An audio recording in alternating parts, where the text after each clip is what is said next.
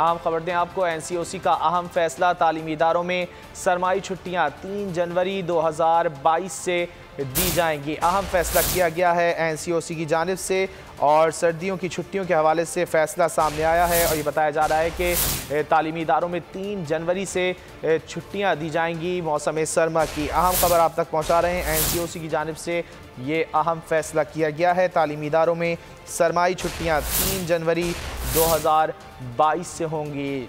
NCOC की जानिब से ये अहम फैसला सामने आया है और इस फैसले के मुताबिक तालीमी इदारों में सर्दियों की छुट्टियों का ऐलान किया गया है और बताया गया है कि ये छुट्टियां 3 जनवरी 2022 से तलबा को दी जाएंगी। तालीमी इदारों में सरमाई छुट्टियों का ऐलान किया गया है। NCOC की जानिब से अहम फैसला किया गया है, 3 जनवरी 2022 से सरमाई छुट्टियां दी जाएंगी तलबा को।